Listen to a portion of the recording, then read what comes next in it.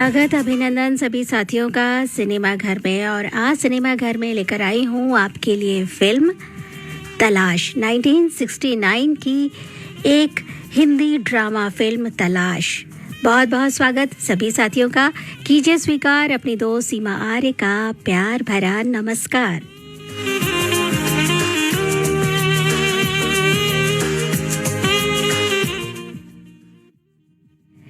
1969 की Hindi superhit drama film तलाश महबूब studio के बैनर तले बनी फिल्म है, जिसके निर्माता निर्देशक हैं O.P. रल्हन। फिल्म की पटकथा स्क्रीन प्ले भी O.P. रल्हन ने रचा है और फिल्म में एक महत्वपूर्ण किरदार भी निभाया है। फिल्म के संगीतकार हैं S.D. बर्मन, गीत रचना की है बशरुल सुल्तानपुरी ने और पार्श्व गायक हैं लता मंगेशकर, मोहम्मद रफ़ी, आशा भोसले, मन्ना डे, S.D. बर्मन और महेंद्र कपूर।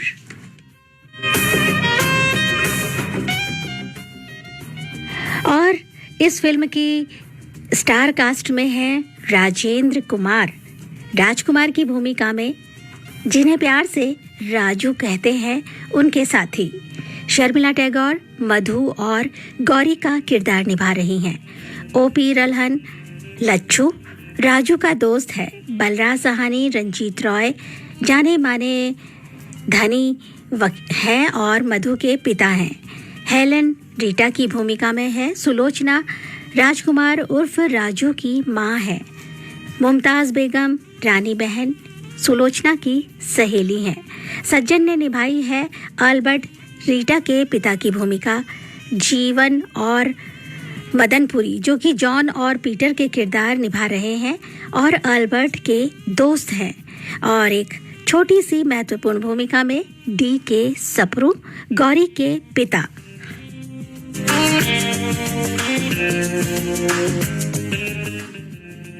खूबसूरत गीत और संगीत से सजी रोमांटिक ड्रामा फिल्म, जिसके बारे में कहा जाता है कि ये उस दौर में 1 करोड़ रुपए की लागत से बनी पहली सबसे महंगी भारतीय फिल्म है और जो सुपरहिट रही और निसंदेह जिसका गीत संगीत आज भी लोगों को सुनने में रोमांचित करता है, मुग्ध करता है। तो आइए शुरू करते हैं फिल्म तलाश।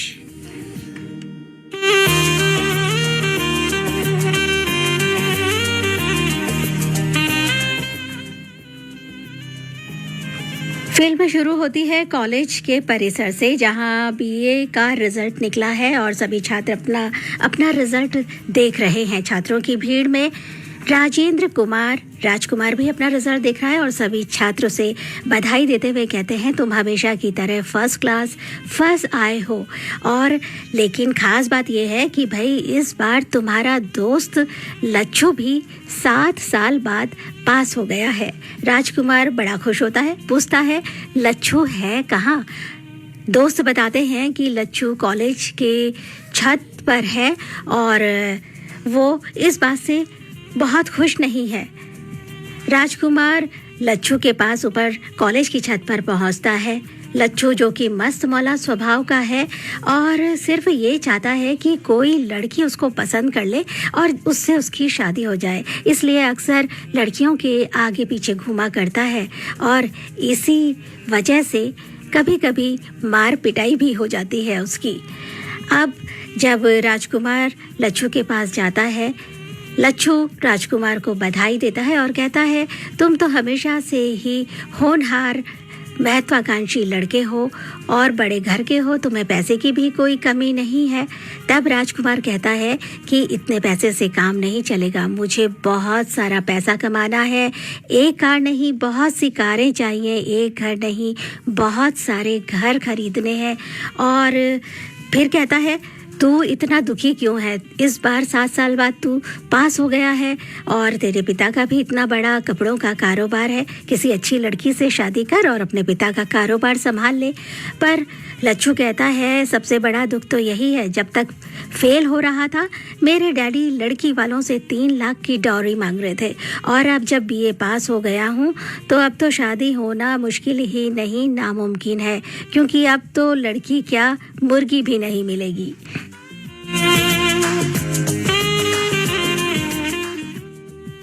तभी राजकुमार लच्छू को नीचे सड़क पर जा रही एक लंबी बड़ी सी गाड़ी दिखाते हुए कहता है, लच्छू, एक दिन मेरे पास भी ऐसी ही कार होगी जिसमें मैं और तू आगे बैठे होंगे और पीछे दो खूबसूरत लड़कियां।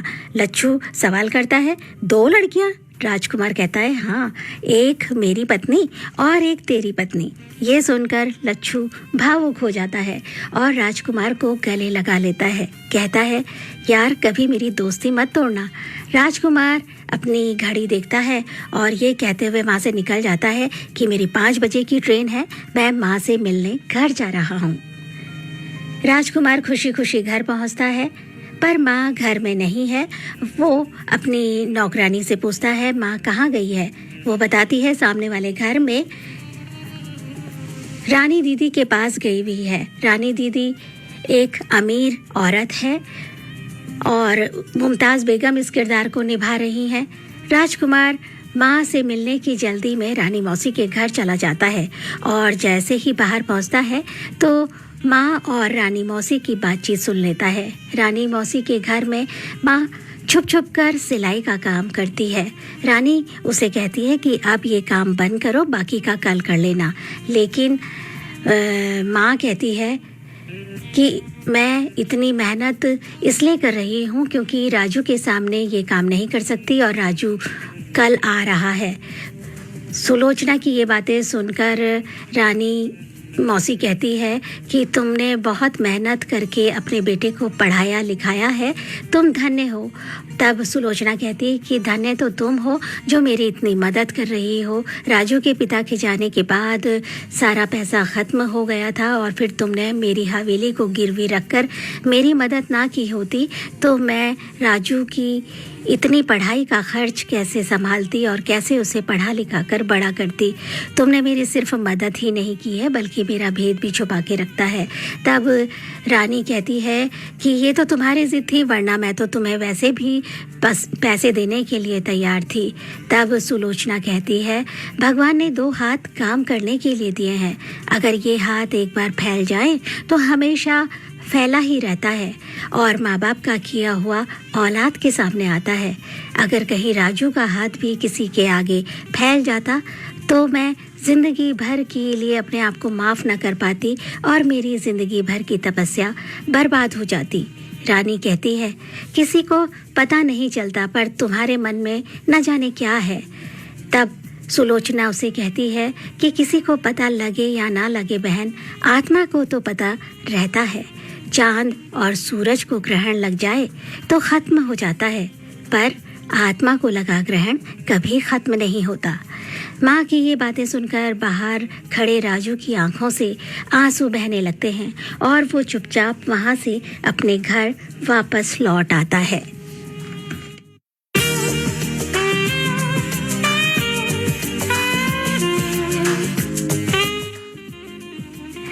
तभी रानी के बच्चे आते हैं और वो सुलोचना को बताते हैं कि राजू भैया पूरे कॉलेज में फर्स्ट आए हैं, अखबार में उनका फ़ोटो छपा है। ये सुनकर सुलोचना तुरंत अपने घर जाती है और सामने राजू को देखकर हैरान हो जाती है। स्नेह से राजू के सिर पर हाथ फेरती है, लेकिन राजू एकदम खामोश है, बस आंखों से आंसू बह रहे हैं। माँ पूछती है, क्या हुआ? राजू माँ को बिठाता है और उसके चरणों में फूल अर्पित करता है, उसकी हथेलियों को चूमता है, रोते रोते कहता है, सुना था माँ भगवान का रूप होती है, आज प्रत्यक्ष देख भी लिया। कितने बदनसीब होते हैं वो जिनकी माँ नहीं होती। माँ हैरानी से राजू को देख रही है। राजू कहता है, माँ, मैंने सब कुछ सुन लिया, सच मेरे सामने आ गया है, लेकिन अब तुम भी मुझसे कुछ कहो। तो माँ कहती है, बेटा, मैं तो अनपढ़ हूँ, पर मेरी ये बात हमेशा याद रखना कि जिस चीज़ को दिल चाहे, दिमाग चाहे, पर आत्मा ना चाहे, वो काम कभी नहीं करना। और जो अपनी आत्मा की आवाज़ नहीं सुनता, वो परमात्मा को भी खो बैठता है और फिर उसे कुछ भी नहीं मिलता, फिर चाहे जीवन भर तलाश करता रहे। और यहीं से शुरू होती है तलाश।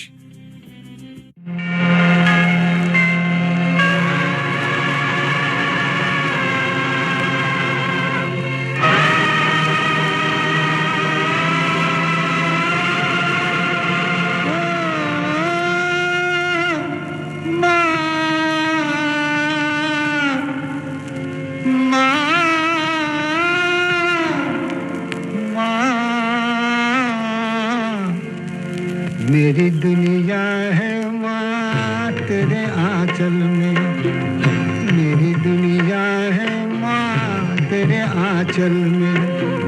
शीतल छाया तो दुख के जंगल में, मेरी दुनिया है माँ तेरे आंचल में।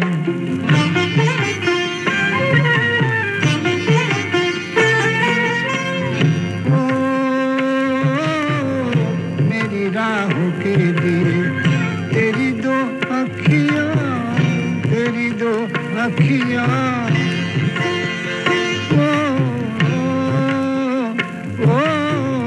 मुझे गीता से बड़ी तेरी दो बत्तियाँ, तेरी दो बत्तियाँ। युग में मिलता, युग में मिलता जो सो मिला है पल में, मेरी दुनिया है माँ तेरे आंचल में। जिंदगी के इस सत्य ने राजू की आंखें खोल दी हैं। अब राजू माँ के दुख और संघर्ष को दूर करने के लिए नौकरी की तलाश में निकल पड़ा है और सेठ रंजीत रॉय जो कि कई कंपनियों के मालिक हैं, उनकी एक कंपनी में क्लर्क की नौकरी करने लगता है। पहले ही दिन काम में जरा सी चूक हो जाने पर उसे बहुत डांट खानी पड़ती है। अपने भविष्य के सुनहरे सपनों के अचानक यूं टूट जाने से राजू बहुत उदास है और हताश भी। लच्छू से पूछता है, इस तरह सिर झुकाए अंधेरे में क्यों बैठा है? राजू कहता है, क्या बनना चाहता था, क्या हो गया? कभी सोचा भी ना था कि जिंदगी इस तरह धोखा देगी मुझे। क्या हूँ मैं, एक टाइपिस्ट कम क्लर्क, 200 रुपया कमाने वाला? लच्छू कहता है, गलती हो गई तुझसे, ऐसा कर नौकरी छोड़ दे। राजू कहता है, पर दूसरी नौकरी कहाँ मिलेगी? तब लच्छू से कहता है, इसीलिए तो कहता हूँ, जब नौकरी नहीं लगी थी तब तुम क्या थे? कुछ भी नहीं। और आज जब नौकरी लगी है तो हिम्मत हार गए हो। लाखों लोगों को देखो जिनके पास रोजगार ही नहीं है, ना रहने के लिए ना खाने के लिए कुछ है। ना शुक्रे, तुझे भगवान ने सब कुछ दिया है, पर तेरी प्रॉब्लम है कि तू एकदम से छलांग लगाना चाहता है। खुश रहना है तो अपने से छोटे को देख। इस तरह की सकारात्मक बातों से लच्छू अपने दोस्त का हौसला और मनोबल बढ़ाता है। उसे बताता है कि वो कितना योग्य है, मेहनती है और अपनी मेहनत से जब वो पूरे कॉलेज में टॉप कर सकता है तो अच्छी नौकरी और पैसा भी कमा सकता है। और फिर दोनों इस बात पर एक दूसरे से वादा करते हैं कि हम दोनों मेहनत करेंगे और एक दिन बहुत बड़ा आदमी बनेंगे।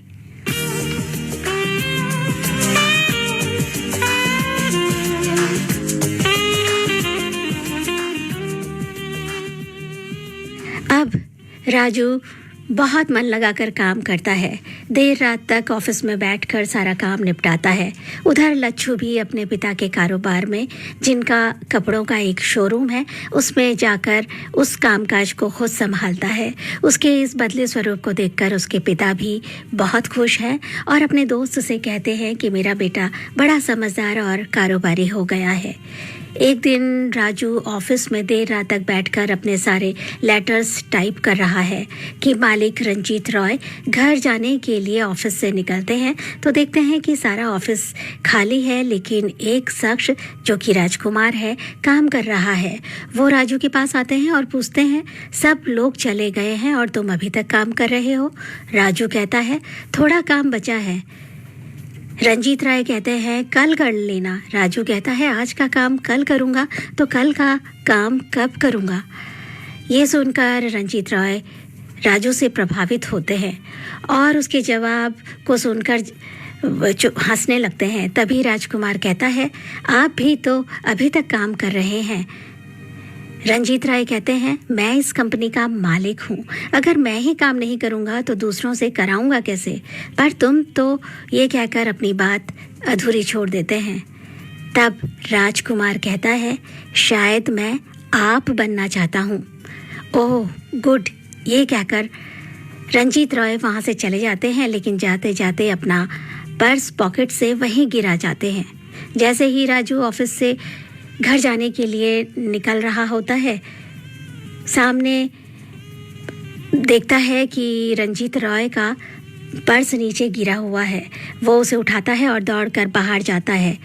मालिक जो है गाड़ी में बैठकर निकलने ही वाले होते हैं कि राजकुमार उन्हें रोककर उनका पर्स वापस करता है।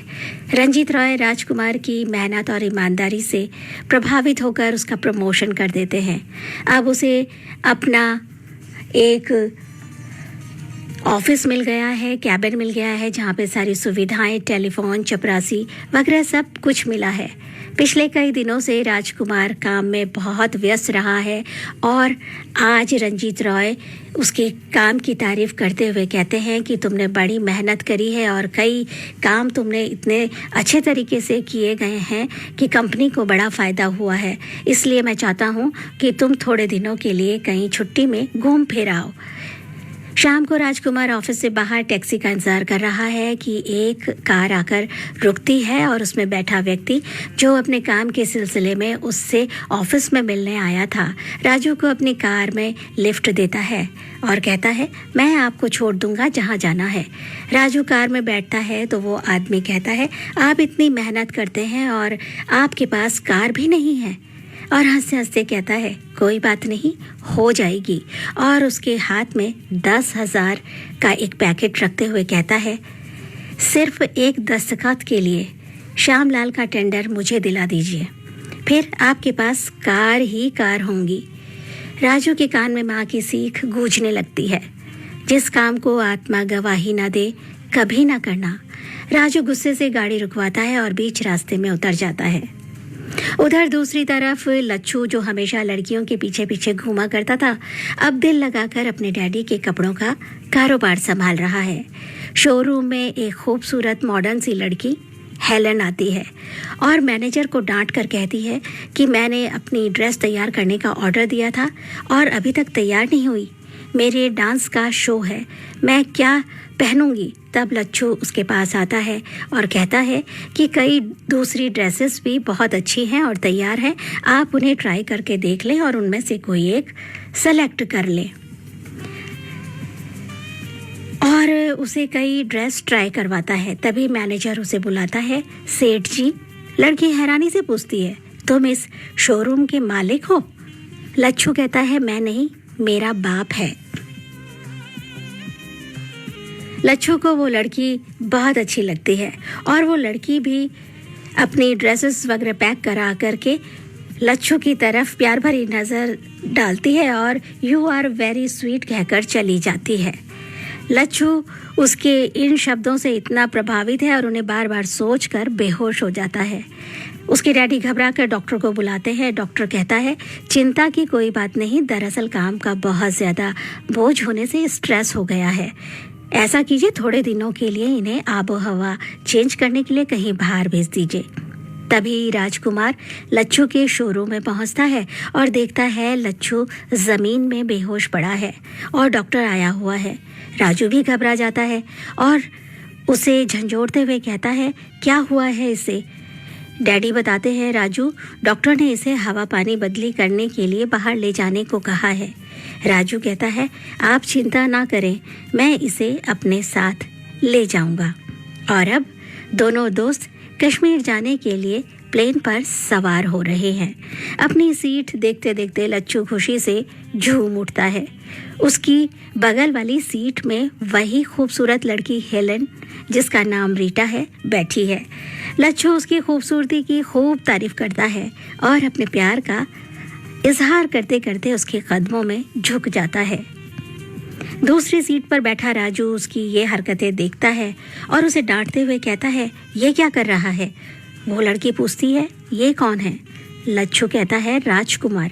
राजकुमार? कहाँ के? लच्छू कहता है, सीक्रेट। ओह कहकर लड़की चुप हो जाती है।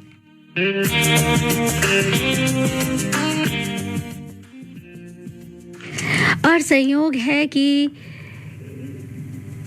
जहाँ रीटा का होटल में शो होना है, उसी होटल में राजू और लच्छू भी ठहरने के लिए आते हैं। मैनेजर रीटा का स्वागत करता है तो वो उसे बता देती है कि आपके होटल में एक प्रिंस भी ठहरने के लिए आए हैं। वो पूछता है कहाँ के प्रिंस हैं। रीटा कह देती है ये सीक्रेट है, और पूरा होटल राजू को प्रिंस समझकर उसकी आव भुगत में जुट जाता है और उसकी बहुत खातिरदारी आव भगत का इंतज़ाम किया जाता है। और धीरे धीरे ये खबर पूरे होटल और वहाँ आए सभी मेहमानों के बीच फैल जाती है। वहाँ ठहरी खूबसूरत लड़कियाँ अपने अपने तरह से प्रिंस को रिझाने और खुश करने की कोशिश में लग जाती हैं। और शाम को रीटा का शो है।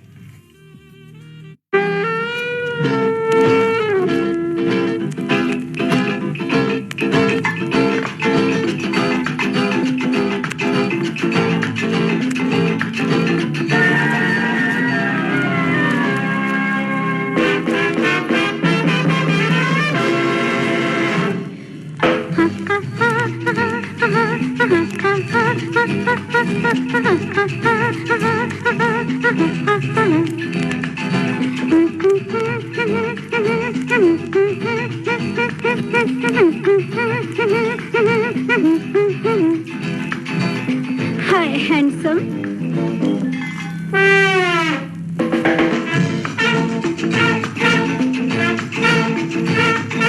यहाँ बैठ सकती हूँ? माफ कीजिएगा।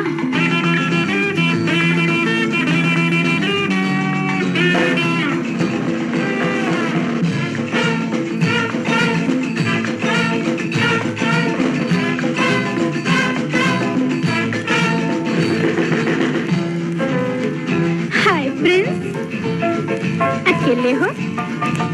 शादी नहीं की? प्यार भी नहीं? इन्होंने अभी तक प्यार भी नहीं किया। कर ले प्यार कर ले के दिन है यही, पर चोरी से कोई देखे ना कहीं। कर ले प्यार कर ले के दिन है यही, पर चोरी से कोई देखे ना कहीं। अरे पागले नजर मिला। सुबह सवेरे एक लंबा चौड़ा बिल लेकर वेटर जो है वो राजकुमार के कमरे में आता है। राजकुमार के होश उड़ जाते हैं बिल देखकर। तब वो लच्छू को उठाता है और उससे कहता है कि ये क्या हो रहा है, इतना सारा बिल। तब लच्छू कहता है कोई बात नहीं, इसके लिए भी कोई आइडिया निकाल लिया जाएगा।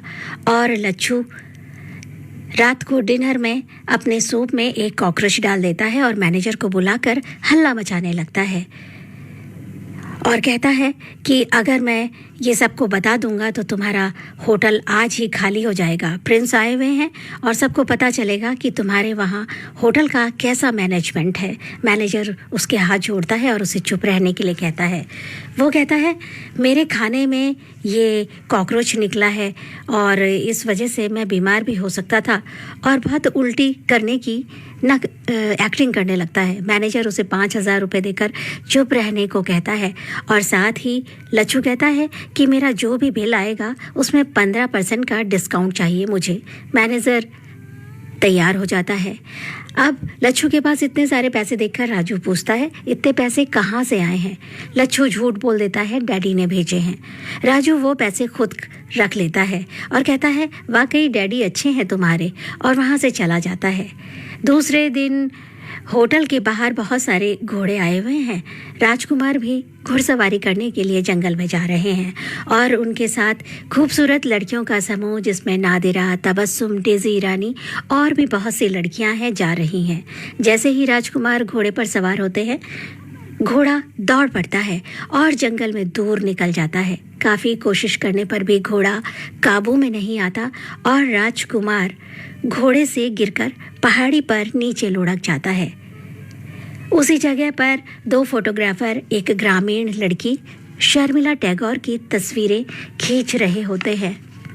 राजकुमार को बचाने के लिए वो लड़की भागकर आती है और उसके ज़ख्म साफ करती है, पट्टी बांधती है, पहाड़ी नदी से पानी लाकर उसे पानी पिलाती है। राजकुमार को जब होश आता है तो लड़की पूछती है कौन है आप। तब पीछे पीछे उसका सारा ग्रुप भी वहाँ पहुँच जाता है। एक ग्रामीण लड़की को राजकुमार के इतने नज़दीक देखकर लड़कियाँ उसे डांटने लगती हैं, दूर हटो गंदी लड़की, राजकुमार को हाथ मत लगाना। तभी सारी दूसरी लड़कियां भी उसे गंवार और उल्टा सीधा बोलकर अपमानित करती हैं। राजकुमार उन सबको डांट कर चुप कराता है और कहता है, इन्होंने मेरी जान बचाई है। राजू उस लड़की से माफ़ी मांगता है और जाते जाते उससे पूछता है, आपका नाम क्या है? लड़की कहती है, गौरी। राजू जाते जाते पीछे मुड़ मुड़ कर उसका देखता है। खूबसूरत ग्रामीण लड़की का चेहरा राजू के दिल में बस गया है। राजू लच्छू को लेकर वहाँ से चला जाता है और गौरी देखती है कि राजू का पर्स वहीं गिर गया है। वो उसे उठा लेती है। जब राजकुमार अपने होटल में पहुँचता है तब उसे पता चलता है कि रुपयों से भरा पर्स तो जंगल में ही कहीं गिर गया है और जंगल में उसके पर्स खो जाने की चर्चा चल रही होती है कि तब वो लड़कियां कहती हैं, उसी गंवार लड़की ने चुराया होगा। छोटे लोगों को ज़्यादा मुंह नहीं लगाना चाहिए कुंवर साहब। तभी एक वेटर आकर कहता है, राजकुमार साहब, एक पहाड़ी लड़की आपसे मिलना चाहती है। लच्छू उसे अंदर लेकर आता है। वो गौरी है। गौरी राजू को उसका पर्स वापस करते हुए कहती है, ये रहा आपका बटुआ। लड़कियां फिर गौरी को बुरा भला कहने लगती हैं। राजकुमार उन्हें डांट कर बाहर भगा देता है। गौरी रोने लगती है।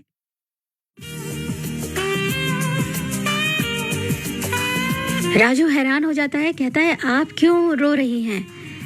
गौरी कहती है, आप मर्द होकर औरतों को डांटते हैं। राजू कहता है, ये दौलत की तितलियां हैं, किसी गरीब के लिए इनके दिल में कोई इज्जत नहीं। गौरी कहती है, आप भी तो इतने अमीर हैं। लेकिन राजू उसे सच बता देता है, मैं अमीर नहीं हूँ, मैं सेठ रंजीत रॉय की कंपनी में एक मामूली सा मुलाजिम हूँ, पर अमीर बनना ज़रूर चाहता हूँ। और फिर गौरी से कहता है, मैं तुम्हें प्यार करने लगा हूँ, लगता है जैसे तुम्हारी तलाश में ही मैं यहाँ आया था। गौरी कहती है, क्यों किसी गरीब का मजाक उड़ाते हैं बाबूजी?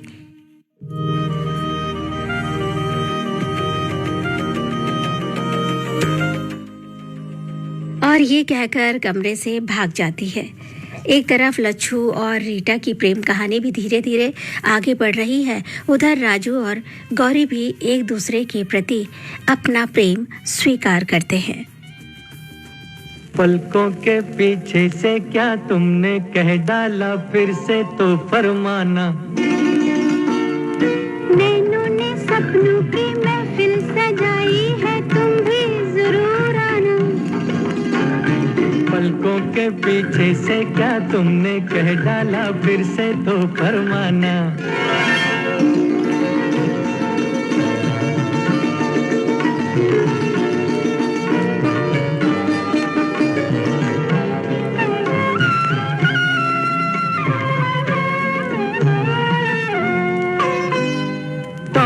मेरी तौबा मुश्किल था एक तो पहले ही दिल का बहलना। आफत फिर उस पे लट में तुम्हारा मुखड़ा छिपा के चलना। हाय तौबा मेरी तौबा मुश्किल था एक तो पहले ही दिल का बहलना। आफत फिर उस पे लट में तुम्हारा मुखड़ा छिपा के चलना। ऐसी ना बोलो पड़ जाए मुझको शर्माना। पलकों के पीछे से क्या तुमने कह डाला, फिर से तो फरमाना। हो नैनों ने सपनों की महफिल सजाई है, तुम भी जरूर आना। पलकों के पीछे से क्या तुमने कह डाला, फिर से तो फरमाना।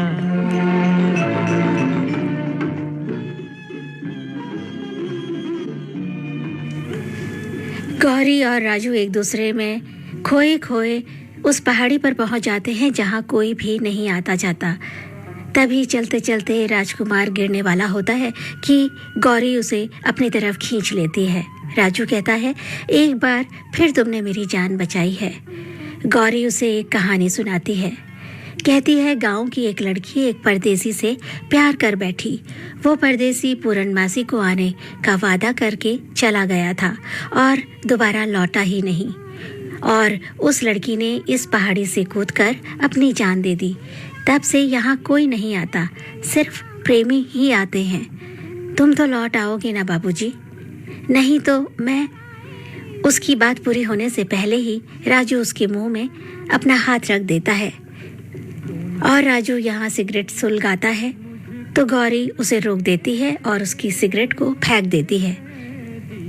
गौरी आगे कहती है, हर साल फागुन की पूर्णमासी को उसकी याद में यहाँ मेला लगता है जिसमें लड़कियाँ अपना वर चुनती हैं। इसी समय गौरी के बापू डी के सप्रू पीछे से उसे आवाज़ देते उसे ढूंढते ढूंढते पहुंच जाते हैं। परदेसी आदमी के साथ देखकर वो गौरी पर नाराज़ होते हैं और राजू को भी उसके साथ अपने घर घसीट कर ले जाते हैं। वो राजू से वचन लेते हैं कि गौरी को धोखा तो नहीं दोगे, उसे अपने बराबर का मान दोगे।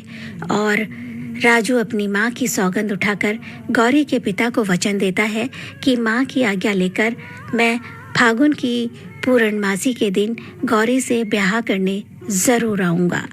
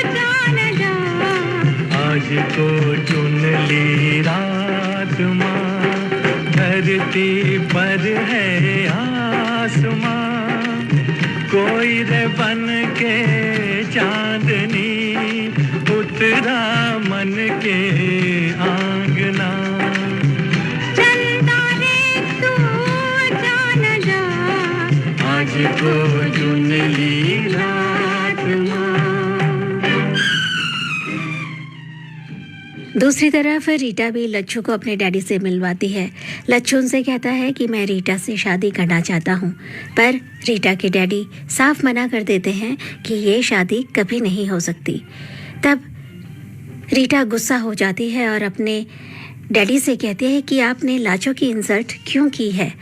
वो मुझसे प्यार करता है और शादी बनाना चाहता है और तुम चाहता है हम रोज़ रोज़ होटल में डांस करके पैसा कमा कर तुमको दे। रीटा का डैडी उसे गुस्से में थप्पड़ मार देता है, फिर खुद ही रोने लगता है और उसे एक राज की बात बताता है। वो कहता है कि बहुत पहले मुझसे एक गलती हो गई थी। मैंने बहुत ड्रिंक कर ली थी और मेरे दोस्त मेरे घर आए हुए थे और तुम्हारी माँ से मैंने खाना बनाने के लिए कहा, लेकिन जब उसने इस बात से इनकार कर दिया तो मेरे दोस्तों ने जो है तुम्हारी माँ के साथ बदतमीज़ी करने की कोशिश की और मैंने गुस्से में एक दोस्त पर गोली चला दी और उसकी मौत हो गई। और तब से मैं पुलिस से भागा फिर रहा हूँ और ये काम करने के लिए मुझे जॉन ने मेरी मदद करी भगाने में और इसलिए अब मुझे उसको इस राज को छुपाने के एवज़ में हमेशा पैसा देना पड़ता है। ये कहानी सुनकर मायूस हो जाती है रीटा और अपने डैडी से सॉरी मांगती है। उधर राजू गौरी से पूर्णमासी को आने का वादा कर अपनी माँ के पास लौट आता है। गौरी उसकी माँ के लिए एक खूबसूरत लाल रंग की शॉल भेंट में भिजवाती है। लच्छू भी राजू से कहता है, तुम्हारा मामला तो सेट हो गया, लेकिन रीटा का डैडी हमको सेट नहीं होने दे रहा। राजू कहता है, जब तक तेरी शादी नहीं होगी मैं भी शादी नहीं करूँगा। उधर लच्छू के डैडी एक लड़की कामिनी टुनटुन से उसका रिश्ता करना चाहते हैं, क्योंकि उसका पिता बहुत दहेज देने के लिए तैयार है और 3.5 लाख रुपए दे रहा है, और वो इतना रईस आदमी है, उसकी इकलौती बेटी है और शादी के बाद सब कुछ लच्छू को मिल जाएगा।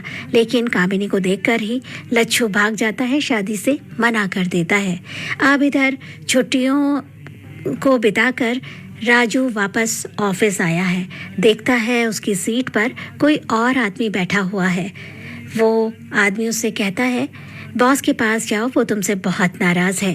तुम्हें तो पता है वो कितने डिसिप्लिन पसंद हैं। तुम्हें 20 तारीख को ज्वाइन करना था और आज 3 तारीख हो चुकी है। उदास राजू अपने मालिक के ऑफिस में पहुंचता है। रंजीत रॉय नाराज़गी जाहिर करते हुए उसे एक लेटर देते हैं। लेटर पढ़ते ही राजू खुशी से उछल पड़ता है। उसका प्रमोशन हो गया है। शानदार ऑफिस के साथ रहने के लिए शानदार बंगला, गाड़ी, सब कुछ मिला है। राजू अब माँ को अपने नए बंगले में लेकर आ जाता है।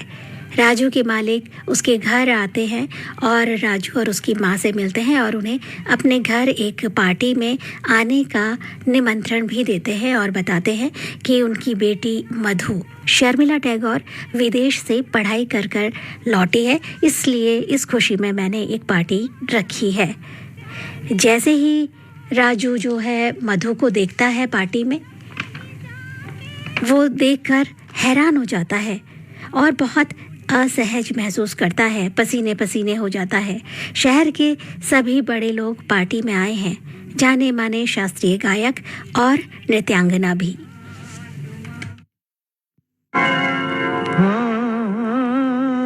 खोई खोई आँख है, रुकी पलक है, जहाँ जहाँ देखेगा तू वही झलक है। खोई खोई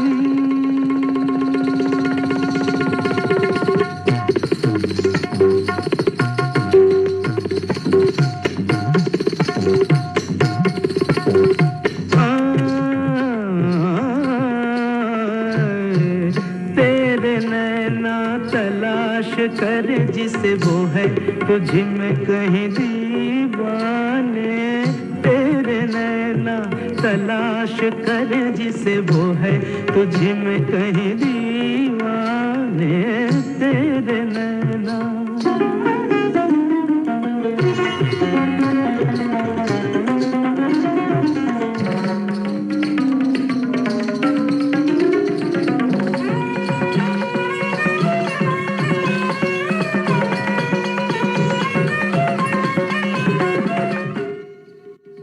राजू का पार्टी में मन नहीं लग रहा। उसे अपनी आंखों पर जैसे विश्वास ही नहीं हो रहा। मधु की शक्ल सूरत बिल्कुल गौरी जैसी है, बस उसकी आंखें गौरी जैसी काली नहीं नीली हैं और बाल सुनहरे हैं। पार्टी खत्म होने पर अचानक सेठ रंजीत रॉय को अपने दोस्त के पास जाना पड़ता है जिसे हार्ट अटैक आ गया है, और वो मधु से कहते हैं कि राजू मेरा खास मेहमान है, खास एम्प्लॉई है, इसलिए इसका ख्याल रखना।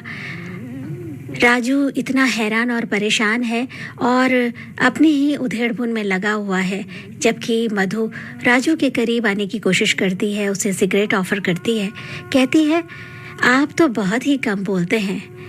रंजीत रॉय के वापस आने पर राजू उनसे इजाज़त लेकर वापस जाता है अपने घर और कहता है मैं कल ऑफिस नहीं आ पाऊंगा, एक ज़रूरी काम से मुझे जाना है, और सीधे पहुंच जाता है गौरी के गांव। गौरी चूल्हे पर खाना बना रही है। राजू को देखते ही गौरी और उसके बापू बहुत खुश होते हैं। राजू गौरी से पूछता है, तुम यहाँ कब से हो? गौरी बताती है, हम यहीं पहाड़ के रहने वाले हैं। राजू पूछता है, तुम्हारा कोई भाई या बहन है? गौरी कहती है, बापू और तुम्हारे सिवा मेरा कोई नहीं है बाबू। गौरी कहती है, जानते हो बाबू, तुम्हारे जाने के बाद मेरी सखियां कहती थी तेरा परदेसी कभी नहीं आएगा। राजू पूछता है, फिर तुमने क्या कहा? गौरी कहती है, मैंने कहा आई है रे हमने कसम संग रहने की, आएगा रे उड़ के मेरा हंस परदेसी,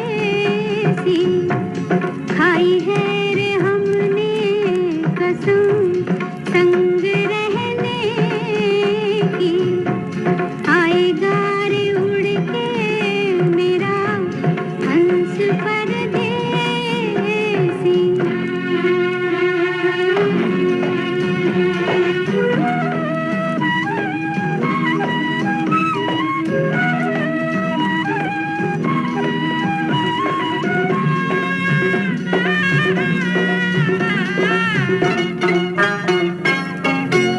पहला मिलन मोसे नहीं रे सजन का, रहेगा सदा मिलना धरती गगन का।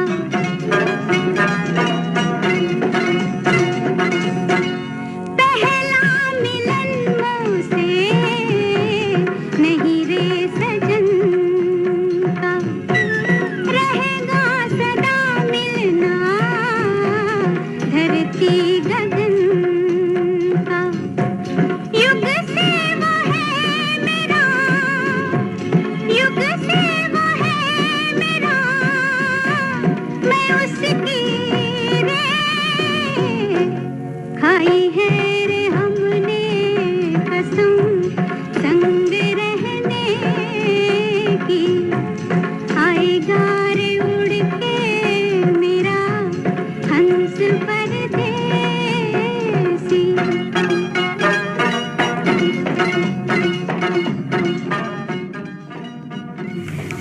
गौरी से मिलकर राजू वापस शहर लौट आता है। माँ उसे बताती है कि जब तुम यहाँ नहीं थे, मधु ने मेरा बहुत ख्याल रखा। सुबह शाम फ़ोन करके मेरा हालचाल पूछती रहती थी। बड़ी प्यारी लड़की है। तभी मधु भी राजू के घर पहुँच जाती है और माँ से कहती है, माँ जी, मैं राजकुमार जी को अपने साथ कहीं ले जाना चाहती हूँ, इजाज़त है? और माँ की स्वीकृति मिल जाती है। लग लग के मधु राजू को अपने कार में बिठाती है। मधु बहुत तेज़ ड्राइव करती है और राजू को अपने फार्म हाउस में लेकर जाती है, जहां मधु की कई तरह की तस्वीरें और पेंटिंग्स लगी हुई हैं। मधु राजू के करीब आने की कोशिश करती है, लेकिन राजू बहुत असहज महसूस करता है। उसकी उलझनें बढ़ती जा रही हैं।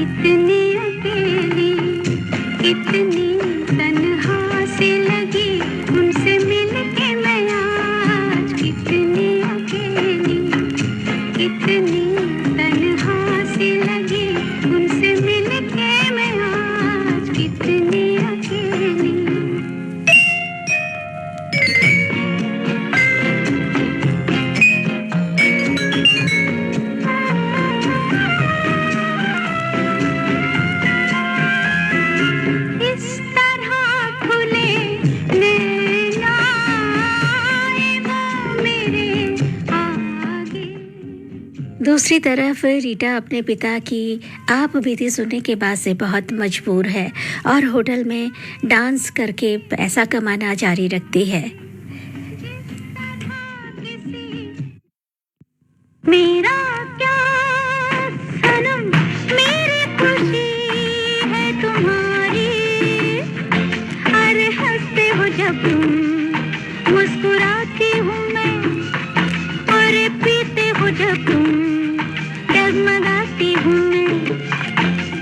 मेरा क्या सनम, मेरी खुशी है तुम्हारी। अरे हंसते हो जब तुम, मुस्कुराती हूँ मैं। अरे पीते हो जब तुम, डगमगाती हूँ मैं।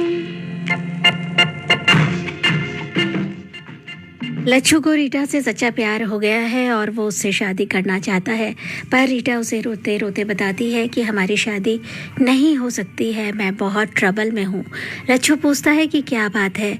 तब रीटा बताती है कि डैडी को किसी ने 1 लाख रुपया देना है, क्योंकि जब से पीटर को और जॉन को पता चला है कि रीटा से एक लड़का प्रेम करता है जो कि एक बड़े व्यवसायी का बेटा है, वो उससे ज़्यादा से ज़्यादा पैसा लूट लेना चाहते हैं और इसीलिए वो पीटर से कहता है कि 1 लाख रुपया चाहिए। पीटर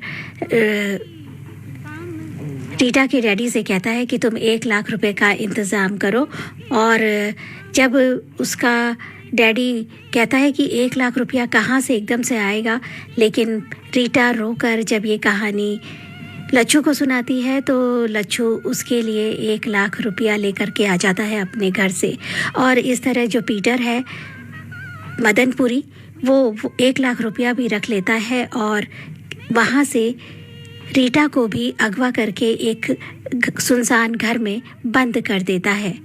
इधर शाम को राजू जब ऑफिस से घर के लिए निकल रहा होता है, रंजीत रॉय कहते हैं मुझे ज़रूरी काम से दिल्ली जाना पड़ रहा है, तुम ऐसा करो कि मैंने वादा किया था आज मधु से उसके साथ पिक्चर देखने के लिए, लेकिन मैं नहीं जा पाऊँगा और तुम उसके साथ पिक्चर देखने चले जाना। राजू ना नहीं कह पाता है और शहर में खूब तेज़ बारिश हो रही है।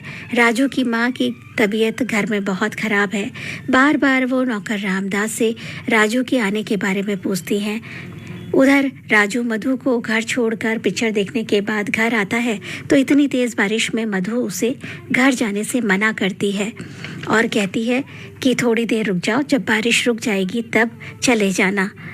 और राजू मधु की बात मान लेता है और राजू के रुक जाने पर मधु उसके प्रति अपना प्रेम जताने लगती है।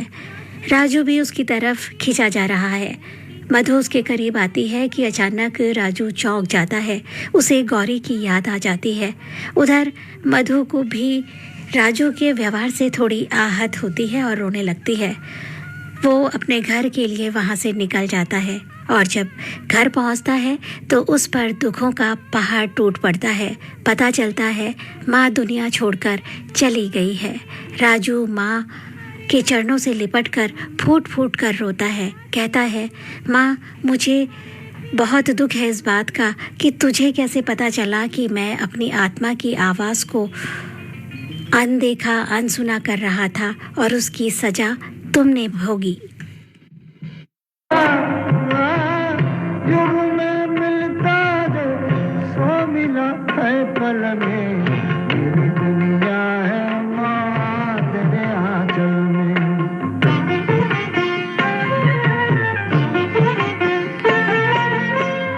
ओ, मैंने आंसू भी दिए पर तू रोई ना, पर तू रोई ना।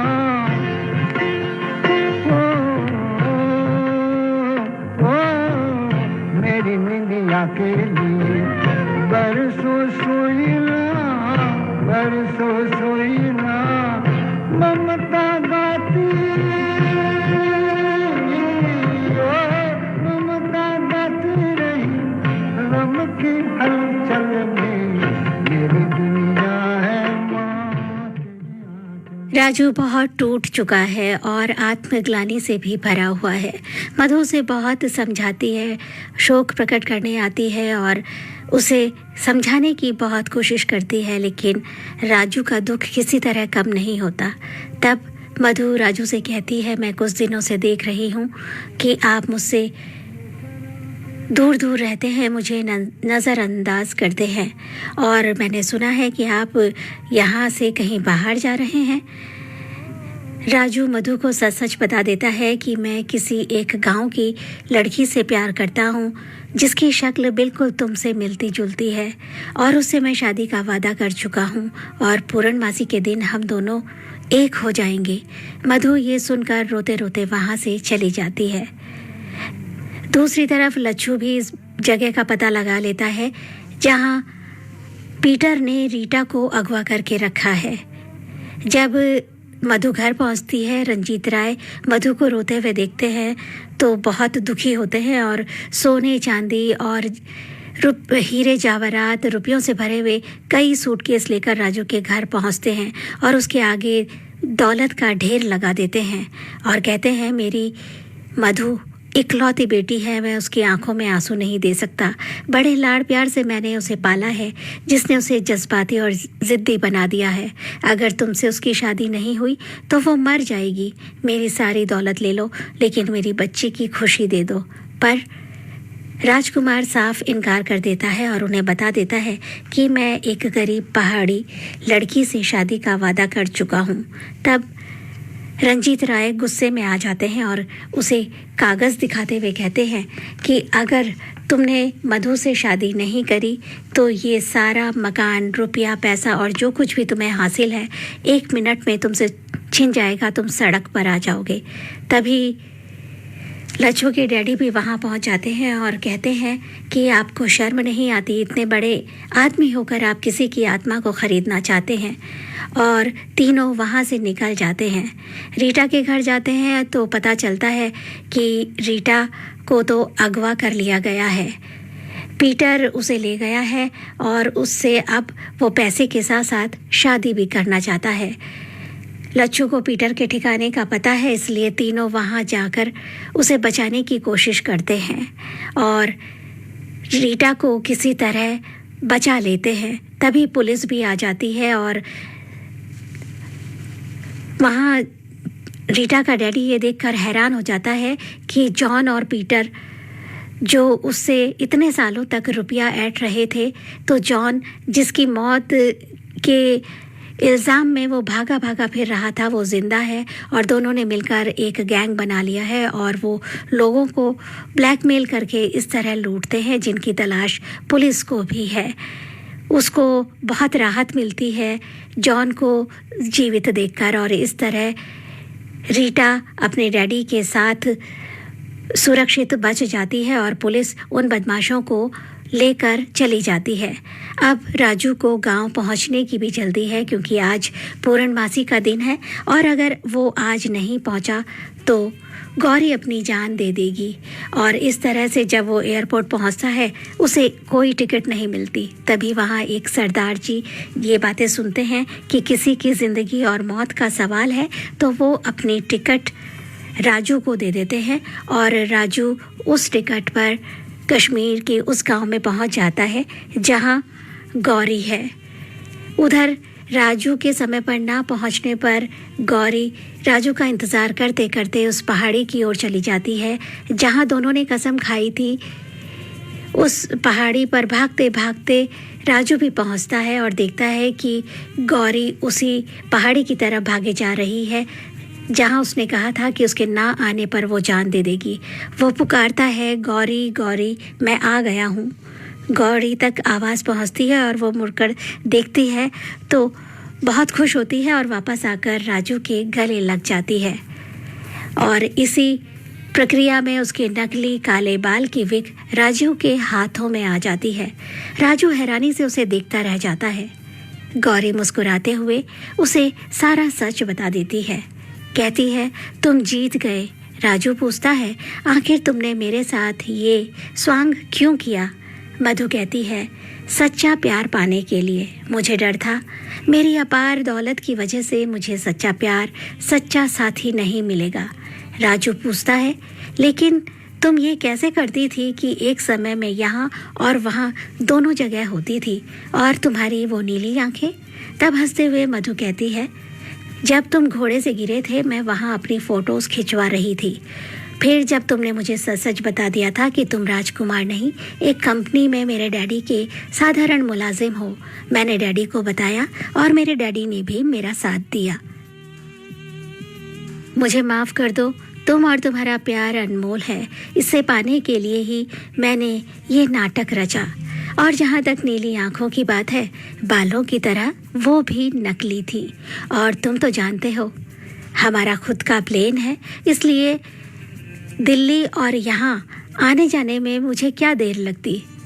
तुम्हारा प्यार सच्चा है और सच्चा प्यार पाने के लिए मैंने ये सब कुछ किया। अब तक मधु के डैडी रंजीत रॉय, लच्छू, रीटा और उसके डैडी भी वहाँ पहुँच जाते हैं। मधु का हाथ राजू के हाथ में दे देते हैं रंजीत रॉय। रीटा के डैडी भी लच्छू को रीटा सौंप देते हैं। इस तरह से राजू, मधु और लच्छू, रीटा का मिलन हो जाता है और इसके साथ ही फिल्म की हैप्पी एंडिंग हो जाती है। प्यार ने सौ सौ रूप रचाया, सब कहीं जाके तुमको पाया। प्यार ने सौ सौ रूप रचाया, सब कहीं जाके तुमको पाया। थाम ले मुझको कि बस में नहीं जिया, आज को चुन ली रात माँ, धरती पर है आसमां, कोई रे बन के चांदनी उतरा मन के आंगना।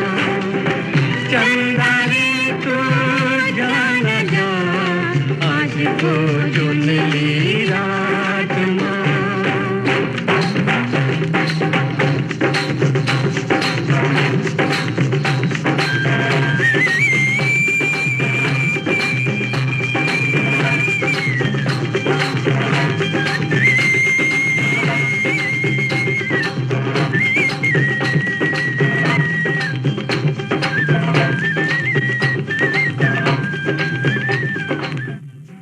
तो दोस्तों, ये थी आज सिनेमा घर में फिल्म तलाश। कैसी लगी आपको? अपना फीडबैक vbsdelhi@gmail.com पर भेजकर बताइएगा। और अब इस कार्यक्रम से अपनी दोस्त सीमा आर्य को अभी दीजिए इजाज़त। अगले हफ्ते फिर लेकर आऊँगी कोई और सदाबहार फिल्म। जुनून रात माँ, जुनून रात माँ, जुनून रात माँ।